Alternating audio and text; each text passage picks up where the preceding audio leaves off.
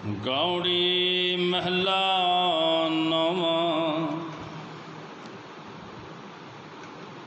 को माई भूल्यो मन समझावे, वेद पुराण साध मग सुन कर, निमक न हर गुण गवे।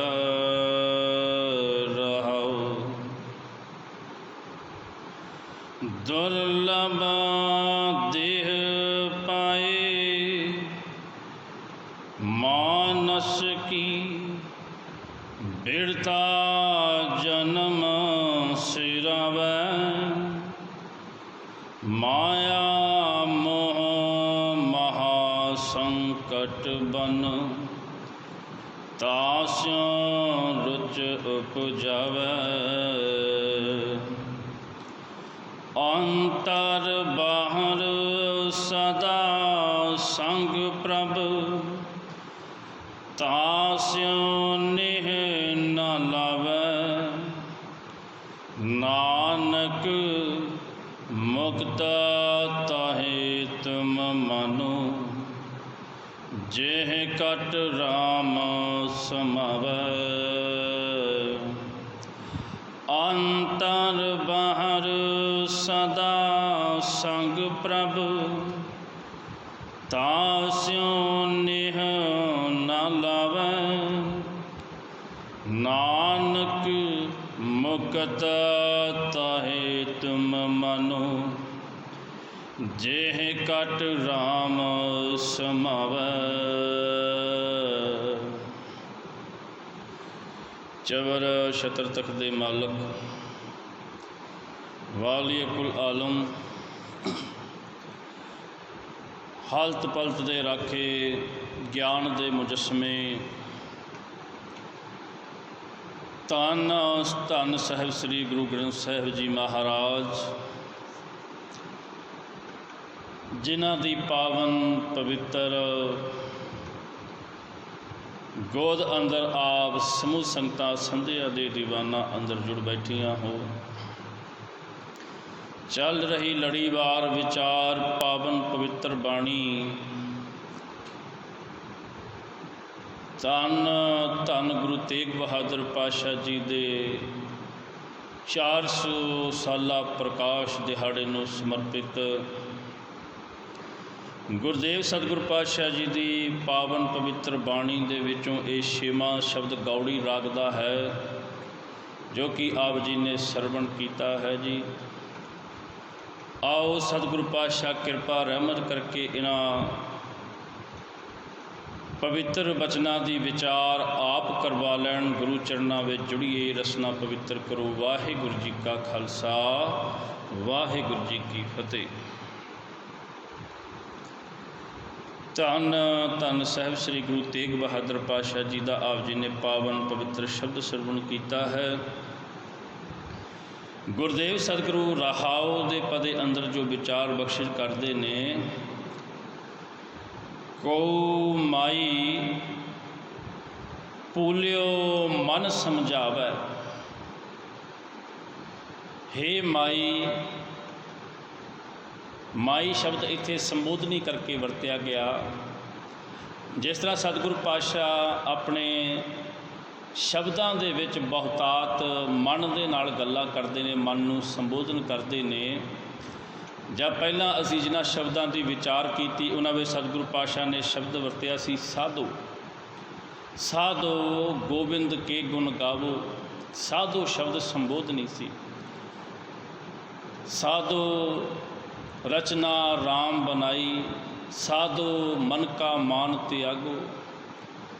इत्थे सतगुरु पातशाह शब्द वरतते ने माई शब्द। को माई भूल्यो मन समझावे।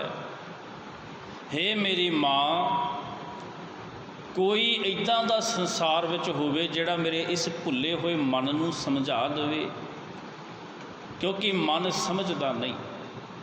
कल भी विचार की सी मन के उपर भी, मन खुटहर तेरा नहीं विसास तू महा उदमादा। ਵੀ ਮਨ ਬੜਾ ਸ਼ਰਾਰਤੀ ਹੈ। ਜਿਸ ਤਰ੍ਹਾਂ ਬੱਚਾ ਚੰਚਲ ਬਿਰਤੀ ਹੁੰਦੀ ਹੈ ਨਾ, ਉਸ ਤਰ੍ਹਾਂ ਮਨ ਦੀਆਂ ਆਦਤਾਂ ਨੇ। ਖੁਟਹਰ ਸਤਿਗੁਰੂ ਪਾਤਸ਼ਾਹ ਨੇ ਖੋਟਾ ਕਰਕੇ ਜਾਣਿਆ ਵੀ ਮਨ ਖੋਟਾ ਹੈ, ਕਿਸੇ ਕੰਮ ਦੇ ਵਿੱਚ ਨਹੀਂ ਆਉਂਦਾ ਜੇਕਰ ਮੰਨੇ ਨਾ। ਤੇ ਪਾਤਸ਼ਾਹ ਕਹਿਣ ਲੱਗੇ ਵੀ ਮਨ ਨੂੰ ਕੋਈ ਸਮਝਾ ਸਕਦਾ ਹੈ। ਵੇਦ ਪੁਰਾਨ ਸਾਧ ਮਗ ਸੁਣ ਕਰ ਨਿਮਖ ਨਾ ਹਰ ਗੁਣ ਗਾਵੇ। ਵੀ ਜਿਹੜੇ ਧਾਰਮਿਕ ਗ੍ਰੰਥ ਨੇ, ਹੁਣ ਸਤਿਗੁਰੂ ਪਾਤਸ਼ਾਹ ਨੇ ਇੱਥੇ ਜਿਹੜੇ ਸ਼ਬਦ ਵਰਤੇ ਨਾ, ਵੇਦ ਪੁਰਾਨ, ਜਾਂ ਅੱਗੇ ਅਸੀਂ ਵਿਚਾਰ ਕਰਾਂਗੇ ਉਹਨਾਂ ਵਿੱਚ ਵੇਦ ਪੁਰਾਨ ਸਿਮਰਤੀਆਂ, ਇਸ ਤਰ੍ਹਾਂ ਕਰਕੇ ਇਹਨਾਂ ਸ਼ਬਦਾਂ ਦਾ ਜ਼ਿਆਦਾ ਉਚਾਰਨ ਹੋਵੇਗਾ, ਕਿਉਂਕਿ ਇਹ ਸਨਾਤਨੀ ਧਰਮ ਦੇ ਧਾਰਮਿਕ ਗ੍ਰੰਥ ਨੇ। ਅਤੇ ਸਤਿਗੁਰੂ ਪਾਤਸ਼ਾਹ ਜਿਨ੍ਹਾਂ ਇਲਾਕਿਆਂ ਦੇ ਵਿੱਚ ਜਾ ਕੇ ਪ੍ਰਚਾਰ ਕਰ ਰਹੇ ਨੇ, ਬਿਹਾਰ ਦਾ ਇਲਾਕਾ ਹੈ, ਅਸਾਮ ਦਾ ਹੈ, ਜਾਂ ਯੂਪੀ ਦੇ ਵਿੱਚ ਅਸੀਂ ਕਹੀਏ ਕਾਸ਼ੀ ਪ੍ਰਯਾਗਰਾਜ ਦਾ ਇਲਾਕਾ ਹੈ, ਜਿਨ੍ਹਾਂ ਦੇ ਵਿੱਚ ਬਹੁਤਾਤ ਜਿਹੜਾ ਹੈ ਉਹ ਹਿੰਦੂ ਮਤ ਨਾਲ ਸੰਬੰਧ ਰੱਖਣ ਵਾਲੇ ਲੋਕ ਉਹਨਾਂ ਇਲਾਕਿਆਂ ਵਿੱਚ ਨੇ। ਜਿਸ ਕਰਕੇ ਸਤਿਗੁਰੂ ਪਾਤਸ਼ਾਹ ਉਹਨਾਂ ਦੇ ਧਾਰਮਿਕ ਗ੍ਰੰਥਾਂ ਦੀ, ਵੇਦਾਂ ਦੀ, ਪੁਰਾਣਾਂ ਦੀ ਗੱਲ ਕਰਦੇ ਨੇ। ਅਤੇ ਸਤਿਗੁਰੂ ਪਾਤਸ਼ਾਹ ਕਹਿੰਦੇ ਵੀ ਧਾਰਮਿਕ ਗ੍ਰੰਥ ਪੜ੍ਹ ਕੇ, ਕਿਉਂਕਿ ਸਤਿਗੁਰੂ ਪਾਤਸ਼ਾਹ ਨੇ ਗੁਰੂ ਨਾਨਕ ਦੇਵ ਸਤਿਗੁਰੂ ਪਾਤਸ਼ਾਹ ਜੀ ਤੋਂ ਬਾਅਦ ਦੇ ਵਿੱਚ ਸਾਹਿਬ ਸ੍ਰੀ ਗੁਰੂ ਨਾਨਕ ਦੇਵ ਪਾਤਸ਼ਾਹ ਜੀ ਨੇ ਸਭ ਤੋਂ ਵੱਧ ਪ੍ਰਚਾਰਕ ਦੌਰੇ ਕੀਤੇ, ਸਭ ਤੋਂ ਵੱਧ ਪ੍ਰਚਾਰ ਕੀਤਾ। ਉਹਨਾਂ ਤੋਂ ਬਾਅਦ ਵਿੱਚ ਜੇਕਰ ਅਸੀਂ ਝਾਤੀ ਮਾਰੀਏ ਤੇ ਗੁਰੂ ਤੇਗ ਬਹਾਦਰ ਪਾਤਸ਼ਾਹ ਇੱਦਾਂ ਦੇ ਗੁਰੂ ਨੇ ਜਿਨ੍ਹਾਂ ਨੇ ਪੰਜਾਬ ਦੀ ਧਰਤੀ ਤੋਂ ਬਾਹਰ ਜਾ ਕੇ ਬਾਹਰਲੇ ਪ੍ਰਾਂਤਾਂ ਦੇ ਵਿੱਚ ਪ੍ਰਚਾਰਕ ਦੌਰੇ ਕੀਤੇ। ਗੁਰੂ ਨਾਨਕ ਦੇਵ ਸਤਿਗੁਰੂ ਪਾਤਸ਼ਾਹ ਜੀ ਤੋਂ ਬਾਅਦ ਦੂਜੇ ਨੰਬਰ 'ਤੇ ਇਹਨਾਂ ਨੇ ਪ੍ਰਚਾਰ ਕੀਤਾ। ਜਿਨ੍ਹਾਂ ਅਸਥਾਨਾਂ ਦੇ ਉੱਤੇ ਗੁਰੂ ਨਾਨਕ ਦੇਵ ਪਾਤਸ਼ਾਹ ਗਏ ਤੇ ਬਹੁਤਾਤ ਉਹਨਾਂ ਥਾਵਾਂ ਦੇ ਵਿੱਚ ਗੁਰੂ ਤੇਗ ਬਹਾਦਰ ਪਾਤਸ਼ਾਹ ਨੇ ਜਾਣਾ ਕੀਤਾ।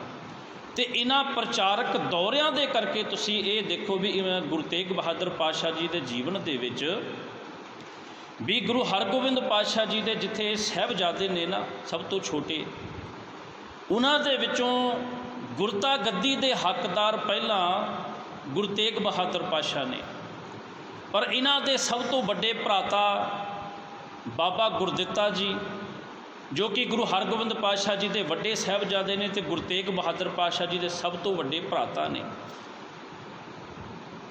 ਸਭ ਤੋਂ ਪਹਿਲਾਂ ਦਾਅਵੇਦਾਰ ਜਿਹੜਾ ਹੈ ਗੁਰੂ ਹਰਗੋਬਿੰਦ ਪਾਤਸ਼ਾਹ ਬਾਬਾ ਗੁਰਦਿੱਤਾ ਜੀ ਨੂੰ ਗੁਰਤਾ ਗੱਦੀ ਵਾਸਤੇ ਦਾਅਵੇਦਾਰ ਬਣਾਉਂਦੇ ਨੇ। ਉਹਨਾਂ ਨੂੰ ਬਹੁਤ ਧਾਰਮਿਕ ਖੇਤਰ ਦੇ ਵਿੱਚ ਕਹੀਏ ਵੀ ਅਧਿਆਤਮਿਕਤਾ ਦੇ ਖੇਤਰ ਵਿੱਚ ਕਹੀਏ ਤੇ ਉਹਨਾਂ ਨੂੰ ਗਿਆਨ ਬਹੁਤ ਸੀ। ਬਾਬਾ ਗੁਰਦਿੱਤਾ ਜੀ ਦੇ ਸਾਹਿਬਜ਼ਾਦਿਆਂ ਦੇ ਵਿੱਚੋਂ, ਜਿਨ੍ਹਾਂ ਦੇ ਵਿੱਚੋਂ ਅੱਗੇ ਜਾ ਕੇ ਗੁਰੂ ਹਰ ਰਾਏ ਪਾਤਸ਼ਾਹ ਜੀ ਨੂੰ ਗੁਰਤਾ ਗੱਦੀ ਦਿੱਤੀ ਜਾਂਦੀ ਹੈ। ਜਿਸ ਕਰਕੇ ਸਤਿਗੁਰੂ ਪਾਤਸ਼ਾਹ ਜੀ ਗੁਰੂ ਤੇਗ ਬਹਾਦਰ ਪਾਤਸ਼ਾਹ ਨੂੰ ਗੁਰਤਾ ਗੱਦੀ ਨਾ ਦੇਣ ਕੇ ਗੁਰੂ ਹਰ ਰਾਏ ਪਾਤਸ਼ਾਹ ਨੂੰ ਗੁਰਤਾ ਗੱਦੀ 'ਤੇ ਸੁਭਾਏਮਾਨ ਕਰਦੇ ਨੇ। ਇਸੇ ਕਰਕੇ ਸਤਿਗੁਰੂ ਪਾਤਸ਼ਾਹ ਜੀ ਨੇ ਪ੍ਰਚਾਰਕ ਦੌਰਿਆਂ ਦੇ ਉੱਤੇ ਇੰਨਾ ਜ਼ਿਆਦਾ ਭ੍ਰਮਣ ਕੀਤਾ, ਪ੍ਰਚਾਰ ਕੀਤਾ। ਅਤੇ ਇੱਥੇ ਸਤਿਗੁਰੂ ਪਾਤਸ਼ਾਹ ਜਿਹੜੇ ਸ਼ਬਦਾਂ ਦੀ ਵਰਤੋਂ ਕਰਦੇ ਨੇ ਵੀ ਵੇਦ ਪੁਰਾਣ, ਉਹ ਧਾਰਮਿਕ ਸਨਾਤਨ ਧਰਮ ਦੇ ਉਹ ਗ੍ਰੰਥ ਨੇ। ਹੁਣ ਸਤਿਗੁਰੂ ਪਾਤਸ਼ਾਹ ਮਨ ਨੂੰ ਸਮਝਾਉਣ ਦੀਆਂ ਗੱਲਾਂ ਕਰਦੇ ਨੇ, ਹਦਾਇਤਾਂ ਕਰਦੇ ਨੇ, ਬਾਣੀ ਵਿੱਚ ਵੀ ਇਸੇ ਮਜ਼ਮੂਨ ਨੂੰ ਲੈ ਕੇ ਅੱਗੇ ਤੁਰਦੇ ਨੇ ਵੀ ਮਨ ਨੂੰ ਕਿਸੇ ਤਰੀਕੇ ਨਾਲ ਸਮਝਾਇਆ ਜਾ ਸਕੇ।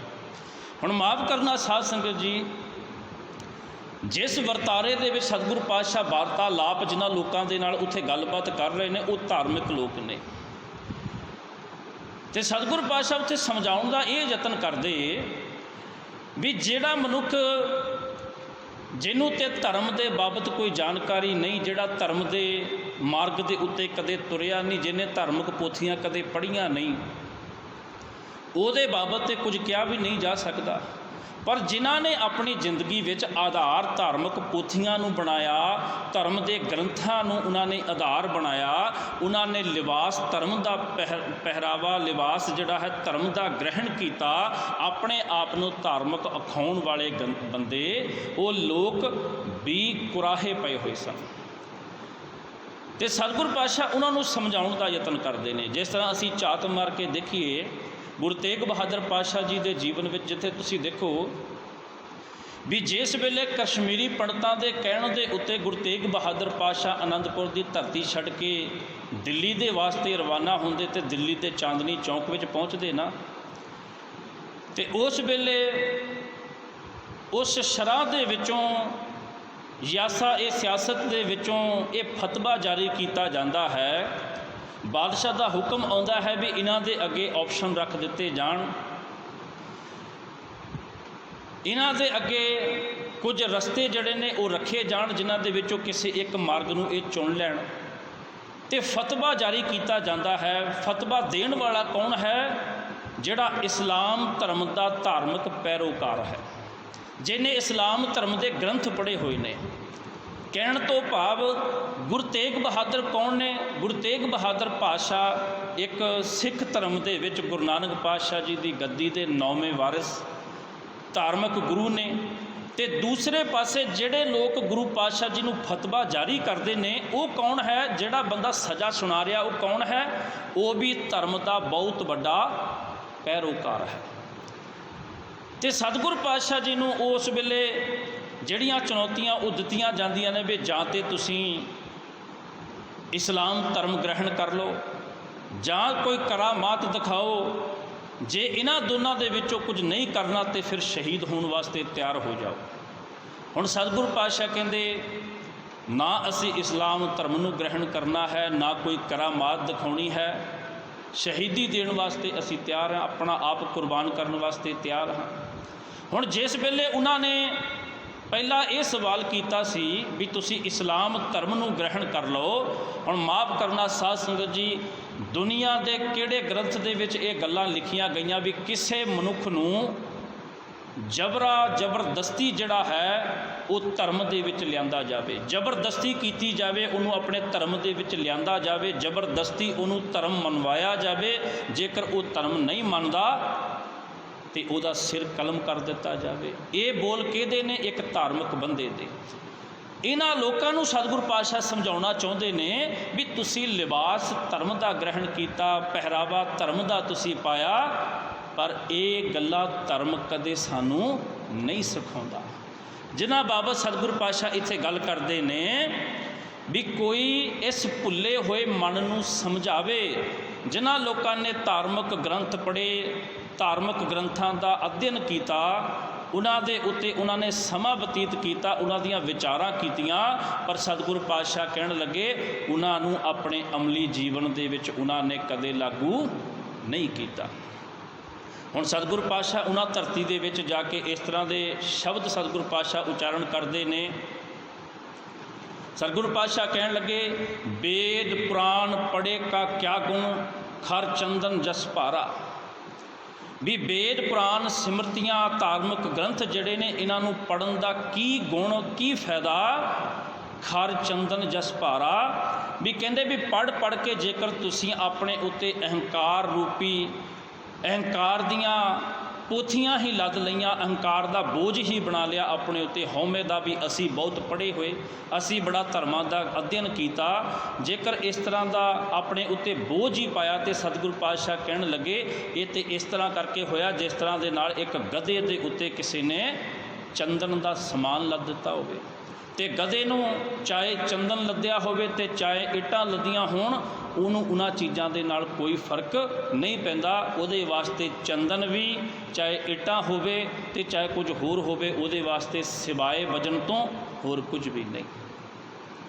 ਸਤਿਗੁਰੂ ਪਾਤਸ਼ਾਹ ਕਹਿਣ ਲੱਗੇ ਇਹ ਤੇ ਇਸ ਤਰ੍ਹਾਂ ਕਰਕੇ ਵੇਦ ਪੁਰਾਣ ਪੜ੍ਹੇ ਕਾ ਕਿਆ ਗੁਣ, ਖਰ ਚੰਦਨ ਜਸ ਭਾਰਾ। ਤੇ ਸਤਿਗੁਰੂ ਪਾਤਸ਼ਾਹ ਉਹਨਾਂ ਧਾਰਮਿਕ ਲੋਕਾਂ ਨੂੰ ਸਮਝਾਉਣ ਦਾ ਇਹ ਯਤਨ ਕਰਦੇ ਨੇ। ਤੇ ਪਾਤਸ਼ਾਹ ਬੇਨਤੀ ਇੱਥੇ ਇਹ ਕਰਦੇ ਵੀ ਕੋਈ ਇਸ ਭੁੱਲੇ ਹੋਏ ਮਨ ਨੂੰ ਸਮਝਾ ਲਵੇ ਵੀ ਜਿਨ੍ਹਾਂ ਨੇ ਵੇਦ ਪੁਰਾਣ ਸਾਧ ਮਗ ਸੁਣ ਕਰ ਨਿਮਕ ਨਾ ਹਰ ਗੁਣ ਗਾਵੇ। ਸਾਧ ਮਗ ਦਾ ਅਸਲੀ ਅਰਥ ਹੁੰਦਾ ਹੈ ਸਾਧਾਂ ਦਾ ਮਾਰਗ, ਜਿਸ ਰਸਤੇ ਦੇ ਉੱਤੇ ਸਾਧੂ ਸੰਤ ਜਨ ਦਰਵੇਸ਼ ਜਨ ਰਸਤੇ ਦੇ ਉੱਤੇ ਤੁਰਦੇ ਨੇ। ਚਾਲ ਨਿਰਾਲੀ ਭਗਤਾਂ ਕੇਰੀ ਬਿਖ ਮਾਰਗ ਚੱਲਣਾ। ਵੀ ਉਹ ਬਿਖ ਮਾਰਗ ਜਿਹੜਾ ਹੈ ਜਿਹਦੇ ਉੱਤੇ ਉਹ ਧਾਰਮਿਕ ਲੋਕ ਸਾਧੂ ਸੰਤ ਜਨ ਤੁਰਦੇ ਨੇ ਨਾ, ਆਪਣਾ ਆਪ ਕੁਰਬਾਨ ਕਰਕੇ, ਆਪਣਾ ਮਨ ਨਿਸ਼ਾਵਰ ਕਰਕੇ, ਕਹਿਣ ਲੱਗੇ ਸਾਧ ਮਗ ਸੁਣਕਰ ਨਿਮਖ ਨਾ ਹਰ ਗੁਣ ਗਾਵੈ। ਵੀ ਇਹ ਮਨ ਜਿਹੜਾ ਨਾ ਇੰਨਾ ਜ਼ਿਆਦਾ ਭਟਕ ਚੁੱਕਿਆ ਹੈ, ਇੰਨਾ ਜ਼ਿਆਦਾ ਉਦਮਾਦਾ ਹੋ ਚੁੱਕਿਆ ਹੈ ਵੀ ਇੱਕ ਨਿਮਖ ਨਾ ਹਰ ਗੁਣ ਗਾਵੈ। ਇੱਕ ਨਿਮਖ ਮਾਤਰ ਵੀ, ਇੱਕ ਖਿਨ ਮਾਤਰ ਸਮਾਂ ਇਹ ਮਨ ਜਿਹੜਾ ਹੈ ਪਰਮਾਤਮਾ ਦਾ ਹਰੀ ਗੁਣ ਗਾਉਣਾ ਨਹੀਂ ਚਾਹੁੰਦਾ। ਤੇ ਸਤਿਗੁਰ ਪਾਤਸ਼ਾਹ ਕਹਿਣ ਲੱਗੇ ਮਨ ਰੇ ਥਿਰ ਰਹੋ ਮਤ ਕਤ ਜਾਹੀ ਜਿਓ। ਬਾਹਰ ਢੂੰਡਤ ਬਹੁਤ ਦੁੱਖ ਪਾਵੈ ਕਰ ਅੰਮ੍ਰਿਤ ਕਟ ਮਾਹੀ ਜਿਓ। ਵੀ ਹੇ ਮਨਾ ਤੂੰ ਥਿਰ ਰਹਿ, ਤੂੰ ਇੱਕ ਥਾਂ ਦੇ ਉੱਤੇ ਟਿਕਿਆ ਰਹਿ। ਕਿਉਂ ਬਾਰ-ਬਾਰ ਇੱਧਰ ਉੱਧਰ ਭੱਜਦਾ ਹੈ? ਕਿਉਂ ਵਿਕਾਰਾਂ ਦੇ ਵਿੱਚ ਤੂੰ ਗ੍ਰਸਿਆ ਹੋਇਆ ਹੈ? ਹੇ ਮਨਾ ਤੂੰ ਟਿਕਿਆ ਰਹਿ। ਹੁਣ ਮਾਫ਼ ਕਰਨਾ ਸਾਧ ਸੰਗਤ ਜੀ, ਜਿਸ ਵੇਲੇ ਮਨ ਲੋਭੀ ਹੋ ਜਾਵੇ, ਮਨ ਅਹੰਕਾਰੀ ਹੋ ਜਾਵੇ, ਮਨ ਮਾਇਆ ਦੇ ਵਿੱਚ ਗ੍ਰਸਿਆ ਜਾਵੇ ਨਾ, ਤੇ ਪਾਤਸ਼ਾਹ ਕਹਿਣ ਲੱਗੇ ਦੁੱਖ ਉਸ ਵੇਲੇ ਪ੍ਰਾਪਤ ਹੁੰਦਾ ਹੈ। ਮਨੁੱਖ ਆਪਣੇ ਕੀਤੇ ਕਰਿਆਂ, ਆਪਣੇ ਕੀਤੇ ਹੋਏ ਕਰਮਾਂ ਦੇ ਕਰਕੇ ਦੁੱਖ ਪ੍ਰਾਪਤ ਕਰਦਾ ਹੈ। ਅਸਲ ਦੇ ਵਿੱਚ ਮਨੁੱਖ ਨੂੰ ਦੁੱਖ ਕੋਈ ਦਿੰਦਾ ਨਹੀਂ, ਕੋਈ ਦੁੱਖ ਇਹਨੂੰ ਦੇ ਨਹੀਂ ਸਕਦਾ। ਆਪਣੀ ਕਰਨੀ ਦੇ ਨਾਲ ਇਹ ਦੁੱਖ ਭੋਗਦਾ ਹੈ। ਜਿਹਨੂੰ ਸਤਿਗੁਰੂ ਪਾਤਸ਼ਾਹ ਕਹਿੰਦੇ ਇਨ ਬਿਦ ਡੂਬੀ ਮਾਕੁਰੀ ਭਾਈ ਊਡੀ ਸਿਰਕੈ ਭਾਰੀ। ਅਕਸਰ ਅਸੀਂ ਗੁਰਬਾਣੀ ਵਿੱਚ ਸ਼ਬਦ ਪੜ੍ਹਦੇ ਹਾਂ ਵੀ ਇੱਕ ਮਕੜੀ ਨੇ ਨਾ ਦੂਸਰੇ ਸ਼ਿਕਾਰੀਆਂ ਨੂੰ ਫਸਾਉਣ ਵਾਸਤੇ ਜਾਲ ਬੁਣਿਆ ਹੋਇਆ ਸੀ।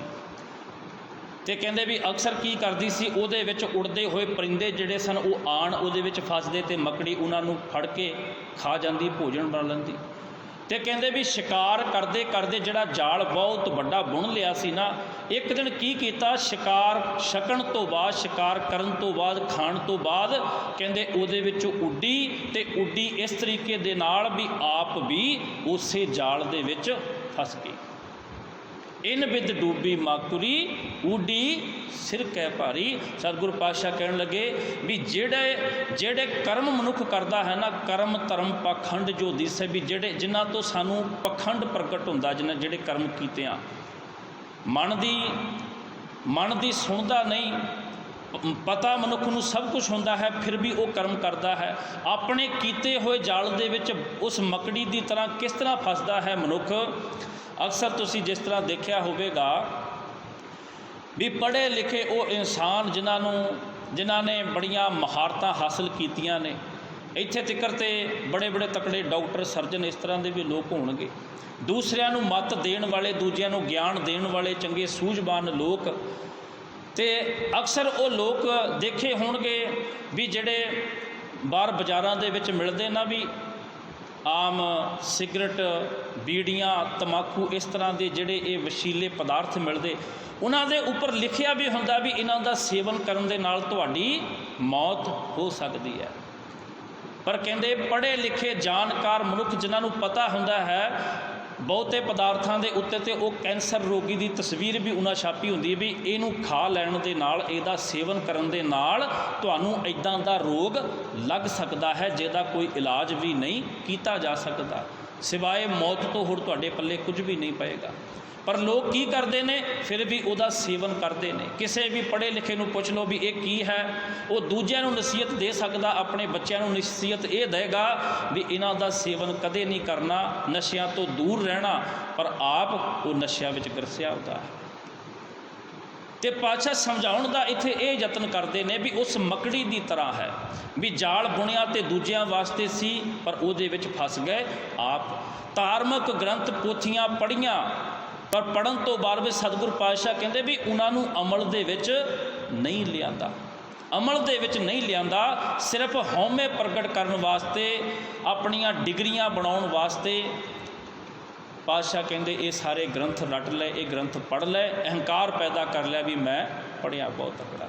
ਜਿਸ ਤਰ੍ਹਾਂ ਗੁਰੂ ਨਾਨਕ ਦੇਵ ਪਾਤਸ਼ਾਹ ਜੀ ਨੂੰ ਉਹ ਚਤੁਰਦਾਸ ਪੰਡਤ ਜਿਹੜਾ ਉਹ ਮਿਲਦਾ ਹੈ, ਜਿਹਦੇ ਨਾਮ ਦੇ ਅੱਗੇ ਸ਼ਬਦ ਲੱਗਦਾ ਹੈ ਪੰਡਤ, ਗਿਆਨੀ, ਗਿਆਨਵਾਨ ਮਨੁੱਖ, ਧਰਮ ਦਾ ਗਿਆਤਾ। ਪਰ ਪਾਤਸ਼ਾਹ ਕਹਿੰਦੇ ਪੱਲੇ ਕੀ ਹੈ ਉਹਦੇ, ਵੀ ਪੜ੍ਹ ਪੜ੍ਹ ਗੱਡੀ ਲੱਦੀ ਹੈ, ਵੀ ਪੜ੍ਹ ਪੜ੍ਹ ਕੇ ਗੱਡੀਆਂ ਹੀ ਲੱਦ ਲਈਆਂ ਤੇ ਹਉਮੈ ਦਾ ਅਹੰਕਾਰ ਐਡਾ ਤਕੜਾ, ਮਾਣ ਐਡਾ ਤਕੜਾ ਪਹਾੜ ਪੈਦਾ ਕਰ ਲਿਆ। ਤੇ ਪਾਤਸ਼ਾਹ ਨੇ ਅਖੀਰ ਵਿੱਚ ਬਚਨ ਕੀਤਾ, ਪਾਤਸ਼ਾਹ ਕਹਿਣ ਲੱਗੇ ਵੀ ਇਹਨਾਂ ਪੋਥੀਆਂ ਨੂੰ, ਧਾਰਮਿਕ ਗ੍ਰੰਥਾਂ ਨੂੰ ਪੜ੍ਹ ਲੈਣ ਦੇ ਨਾਲ ਕੁਝ ਨਹੀਂ ਹੁੰਦਾ ਵੀ ਜੇਕਰ ਅਸੀਂ ਆਪਣੀ ਜ਼ਿੰਦਗੀ ਦੇ ਵਿੱਚ ਖਿੰਨ ਮਾਤਰ ਇੱਕ ਪਰਮਾਤਮਾ ਦਾ ਹਰ ਜਸ ਉਹਦਾ ਇੱਕ ਸ਼ਬਦ ਵੀ ਨਹੀਂ ਕਮਾਇਆ, ਇੱਕ ਖਿੰਨ ਮਾਤਰ ਉਹਦਾ ਹਰ ਜਸ ਆਪਣੀ ਜ਼ਿੰਦਗੀ ਵਿੱਚ ਕਦੇ ਕੀਤਾ ਨਹੀਂ, ਕਦੇ ਇੱਕ ਸ਼ਬਦ ਵੀ ਨਹੀਂ ਕਮਾਇਆ। ਨਾਨਕ ਲੇਖੈ ਇੱਕ ਗੱਲ ਹੋਰ ਹਉਮੈ ਚਖਣਾ ਚਾਖ, ਵੀ ਲੇਖੇ ਦੇ ਵਿੱਚ ਸਤਿਗੁਰੂ ਪਾਤਸ਼ਾਹ ਕਹਿੰਦੇ ਇੱਕੋ ਗੱਲ ਪੈਂਦੀ ਹੈ ਅਤੇ ਬਾਕੀ ਇਸ ਤੋਂ ਇਲਾਵਾ ਕੀ ਹੈ, ਕਹਿੰਦੇ ਹਉਮੈ ਦਾ ਪ੍ਰਤੀਕ ਹੀ ਹੈ।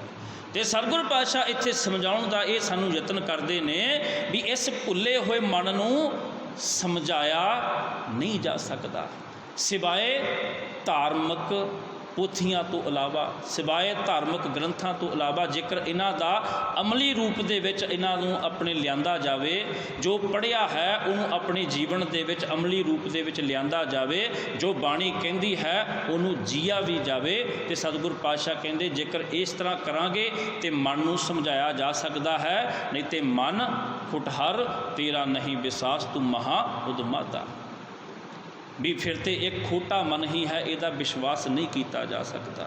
ਤੇ ਅਗਲੇ ਪਦੇ ਵਿੱਚ ਸਤਿਗੁਰੂ ਪਾਤਸ਼ਾਹ ਬਚਨ ਕਰਦੇ, ਦੁਰਲਭ ਦੇ ਪਾਏ, ਪਾਤਸ਼ਾਹ ਕਹਿਣ ਲੱਗੇ ਦੁਰਲਭ ਦੇ ਪਾਏ ਮਾਨਸ ਕੀ ਬਿਰਥਾ ਜਨਮ ਸਿਰਾਵੈ, ਵੀ ਜਿਹੜੀ ਮਾਨਸ ਦੀ ਸਾਨੂੰ ਦੇਹ ਮਿਲੀ ਹੋਈ ਹੈ ਨਾ, ਇਹ ਪਾਤਸ਼ਾਹ ਕਹਿੰਦੇ ਬੜੀ ਦੁਰਲਭ ਹੈ, ਦੁਰਲਭ ਜਨਮ ਹੈ। ਇਹ ਦੁਰਲਭ ਇਸ ਕਰਕੇ ਕਦੀ ਅਸੀਂ ਸੁਣਿਆ ਹੋਵੇਗਾ ਵੀ ਉਹ ਵਿਦਵਾਨ ਕਹਿੰਦੇ ਨੇ ਇਸ ਤਰ੍ਹਾਂ ਵੀ ਇਹ ਪ੍ਰਜਾਤੀਆਂ ਜਿਹੜੀਆਂ ਨੇ ਨਾ ਇਹ ਦੁਰਲਭ ਨੇ, ਵੀ ਦੁਰਲਭ ਦਾ ਮਤਲਬ ਵੀ ਇਹ ਵਿਰਲੀਆਂ ਨੇ, ਕਿਤੇ ਕਿਤੇ ਸਾਨੂੰ ਦੇਖਣ ਨੂੰ ਮਿਲਦੀਆਂ ਨੇ, ਇਹ ਪ੍ਰਜਾਤੀਆਂ ਇੱਥੇ ਨਹੀਂ, ਇਹ ਖਤਮ ਹੁੰਦੀਆਂ ਜਾ ਰਹੀਆਂ, ਵਿਲੁਪਤ ਹੁੰਦੀਆਂ ਜਾ ਰਹੀਆਂ ਨੇ।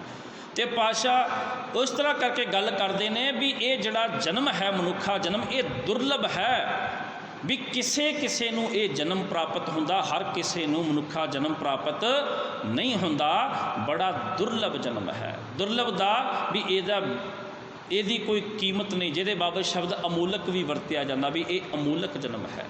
ਅਤੇ ਪਾਤਸ਼ਾਹ ਕਹਿਣ ਲੱਗੇ ਦੁਰਲਭ ਦੇ ਪਾਏ ਮਾਨਸ ਕੀ ਬਿਰਥਾ ਜਨਮ ਸਿਰਾਵੈ, ਵੀ ਮਨੁੱਖਾ ਜਨਮ ਤੈਨੂੰ ਪ੍ਰਾਪਤ ਹੋਇਆ, ਪਈ ਪ੍ਰਾਪਤ ਮਨ ਖੁਦੀਰੀਆ ਤੈਨੂੰ ਪ੍ਰਾਪਤ ਹੋਈ, ਅਤੇ ਪਾਤਸ਼ਾਹ ਕਹਿਣ ਲੱਗੇ ਇਹਨੂੰ ਤੂੰ ਬਿਰਥਾ ਹੀ ਗਵਾਈ ਜਾਂਦਾ। ਬਾਬਾ ਕਬੀਰ ਸਾਹਿਬ ਤੇ ਕਹਿੰਦੇ ਫਿਰਤ ਫਿਰਤ ਬਹੁਤੇ ਜਗ ਹਾਰਿਓ ਮਾਨਸ ਦੇ ਲਹੀ, ਕਹਿਣ ਲੱਗੇ ਵੀ ਕਈ ਜਨਮਾਂ ਤੋਂ ਫਿਰਦਿਆਂ ਫਿਰਦਿਆਂ ਭਟਕਦਿਆਂ ਇਹ ਮਨੁੱਖਾ ਜਨਮ ਮਿਲੀ ਸੀ, ਮਨੁੱਖਾ ਜਨਮ ਸਾਨੂੰ ਪ੍ਰਾਪਤ ਹੋਇਆ ਸੀ। ਨਾਨਕ ਕਹਿਤ ਮਿਲਨ ਕੀ ਬਰੀਆ ਸਿਮਰਤ ਕਾਹ ਨਹੀਂ, ਵੀ ਇਹ ਤੁਹਾਨੂੰ ਸਿਮਰਨ ਕਰਨ ਵਾਸਤੇ ਬੰਦਗੀ ਕਰਨ ਵਾਸਤੇ ਭਾਈ ਪ੍ਰਾਪਤ ਸਾਨੂੰ ਮਿਲੀ ਹੈ, ਵੀ ਗੋਬਿੰਦ ਨਾਲ ਸਾਡੀ ਬਰੀਆ ਹੋ ਸਕੇ, ਗੋਬਿੰਦ ਨਾਲ ਸਾਡਾ ਮਿਲਾਪ ਹੋ ਸਕੇ, ਪਰਮਾਤਮਾ ਦੇ ਗੁਣ ਗਾਣ ਕਰ ਸਕੀਏ ਅਸੀਂ, ਇਹ ਜਨਮ ਸਾਨੂੰ ਇਸ ਕਰਕੇ ਪ੍ਰਾਪਤ ਹੋਇਆ। ਅਤੇ ਪਾਤਸ਼ਾਹ ਕਹਿਣ ਲੱਗੇ ਵੀ ਬਿਰਥਾ ਹੀ ਇਹਨੂੰ ਗਵਾਈ ਜਾਂਦਾ ਹੈ, ਬਿਰਥਾ ਹੀ ਗਵਾਈ ਜਾਂਦਾ ਹੈ।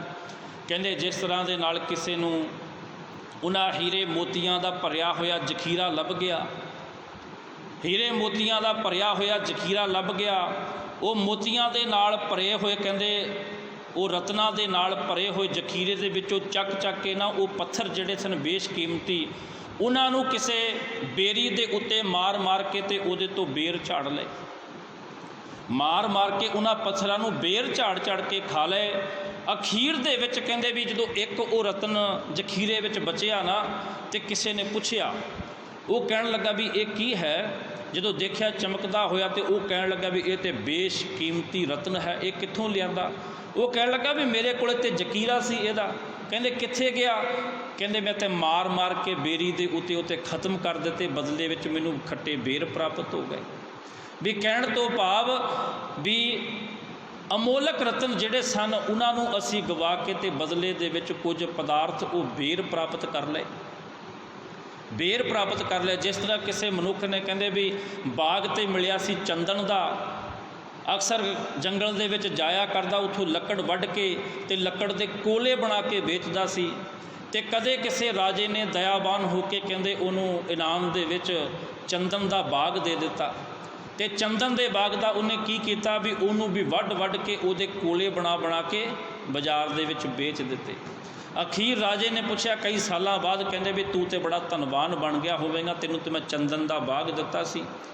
ਉਹ ਕਹਿਣ ਲੱਗਾ ਵੀ ਮੈਨੂੰ ਤੇ ਪਤਾ ਨਹੀਂ ਚੰਦਨ ਦਾ ਬਾਗ ਸੀ ਬਈ, मेरे वास्ते तो वो आम जिस तरह बाग हुंदा उस तरह लकड़ां दा बाग सी, मैं तो वढ़ वढ़ के उहदे कोले बना के बेच दिते।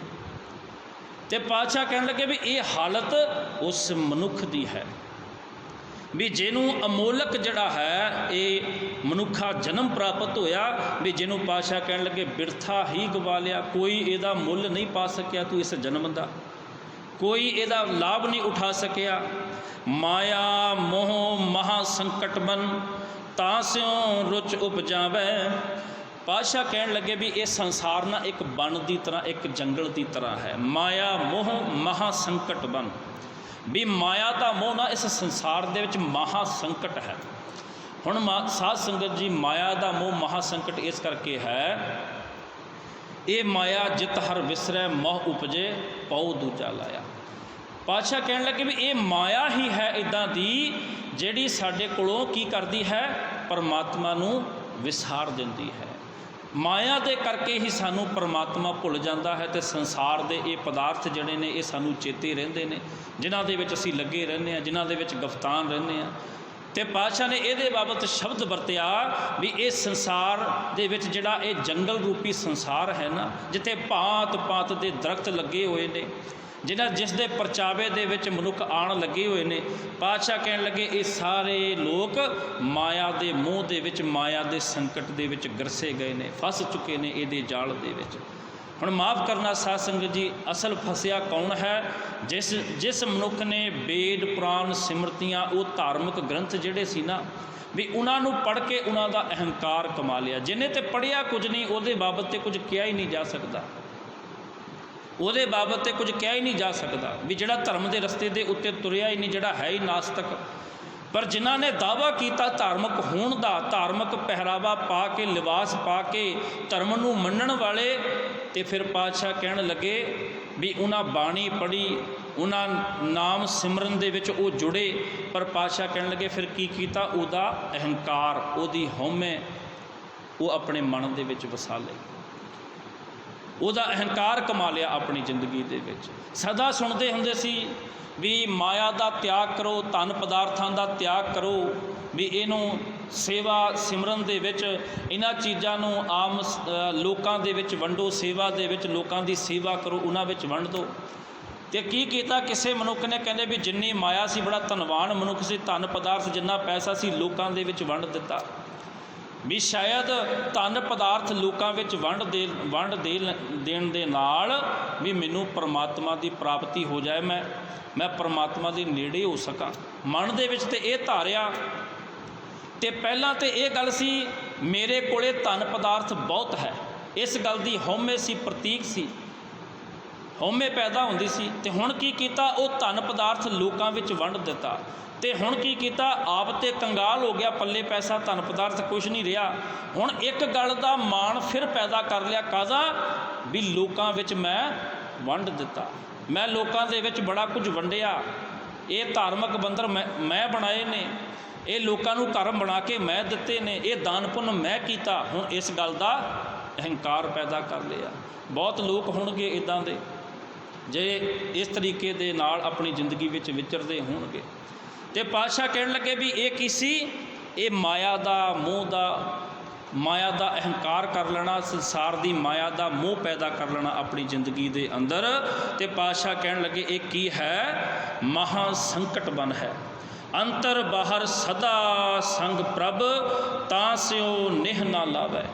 पातशाह कहन लगे भी अंतर बाहर जिहड़ा परमात्मा तेरे मन के अंदर है ना, तेरे हिरदे विच वसदा है, अंतर बाहर, ते बाहर संसार दे विच भी इहो परमात्मा है, जिहड़ा बाहर है उही तेरे अंदर है।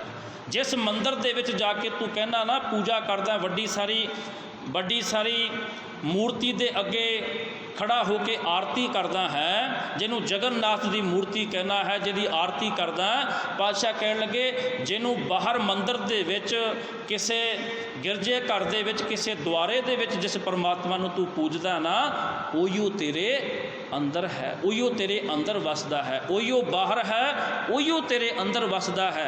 पर पातशाह कहन लगे तां स्यो नेह ना लावै, तू ना बाहर वाले दे नाल प्रेम कीता ते ना ਅੰਦਰ ਵਾਲੇ ਦੇ ਨਾਲ। ਜੋ ਬ੍ਰਹਮੰਡੇ ਸੋਈ ਪਿੰਡੈ, ਜੋ ਖੋਜੈ ਸੋ ਪਾਵੈ। ਜਿਹੜਾ ਪਰਮਾਤਮਾ ਬ੍ਰਹਮੰਡ ਦੇ ਵਿੱਚ ਵਸਦਾ, ਜਿਹਨੇ ਬ੍ਰਹਮੰਡ ਇਸ ਸੰਸਾਰ ਨੂੰ ਬਣਾਇਆ ਨਾ, ਉਹੀਓ ਸਾਡੇ ਪਿੰਡੇ, ਸਾਡੇ ਸਰੀਰ ਦੇ ਵਿੱਚ ਵੀ ਉਹੀਓ ਪਰਮਾਤਮਾ ਵਸਦਾ ਹੈ। ਪਰ ਪਾਤਸ਼ਾਹ ਕਹਿੰਦੇ ਤਾਂ ਸਿਓ ਨਿਹ ਨਾ ਲਾਵੈ, ਤੂੰ ਕਿਸੇ ਦੇ ਨਾਲ ਵੀ ਪ੍ਰੇਮ ਪੈਦਾ ਨਹੀਂ ਕੀਤਾ। ਨਾਨਕ ਮੁਕਤ ਤਾਹੇ ਤੁਮ ਮਾਨੋ, ਜਿਹ ਕਟ ਰਾਮ ਸਮਾਵੈ। ਸਤਿਗੁਰੂ ਪਾਤਸ਼ਾਹ ਕਹਿਣ ਲੱਗੇ, ਹੇ ਨਾਨਕ, ਅਸਲ ਮਨੁੱਖ ਮੁਕਤ ਪਤਾ ਕਿਹੜਾ ਹੋ ਸਕਦਾ ਹੈ? ਮੁਕਤੀ ਦੇ ਮਾਰਗ ਦੇ ਉੱਤੇ ਕਿਹੜਾ ਮਨੁੱਖ ਚੱਲ ਸਕਦਾ ਹੈ? ਪਾਤਸ਼ਾਹ ਕਹਿਣ ਲੱਗੇ, ਜਿਹ ਕਟ ਰਾਮ ਸਮਾਵੈ।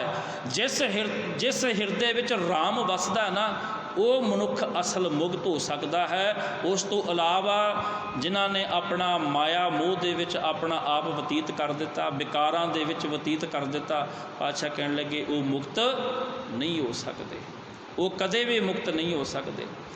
ਮੁਕਤ ਕਿਹੜਾ ਹੋ ਸਕਦਾ ਹੈ?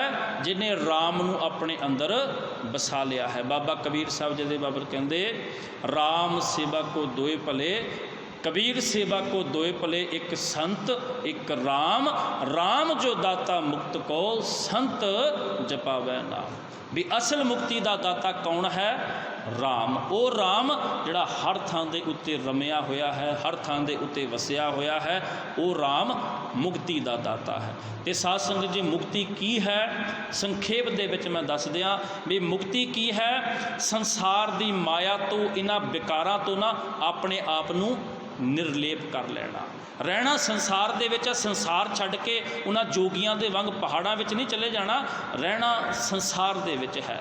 ਜੈਸੇ ਜਲ ਮੈਂ ਕਮਲ ਨਿਰਾਲਮ, ਮੁਰਗਾਈ ਨਿਸਾਣੈ। ਜਿੱਦਾਂ ਪਾਣੀ ਦੇ ਵਿੱਚ ਕਮਲ ਦਾ ਫੁੱਲ ਖਿੜਦਾ ਹੈ ਅਤੇ ਪਾਣੀ ਉਸ ਕਿੱਚੜ ਤੋਂ, ਉਸ ਗੰਦਗੀ ਤੋਂ ਨਿਰਲੇਪ ਰਹਿੰਦਾ ਹੈ, ਜਿਸ ਤਰ੍ਹਾਂ ਮੁਰਗਾਈ ਜਿਹੜੀ ਹੈ ਉਹ ਜਾਨਵਰ ਪਾਣੀ ਦੇ ਵਿੱਚ ਰਹਿੰਦਾ ਹੈ, ਪਾਣੀ ਦੇ ਪ੍ਰਭਾਵ ਤੋਂ ਨਿਰਲੇਪ ਰਹਿੰਦਾ ਹੈ। ਇਸ ਤਰ੍ਹਾਂ ਪਾਤਸ਼ਾਹ ਕਹਿੰਦੇ ਨੇ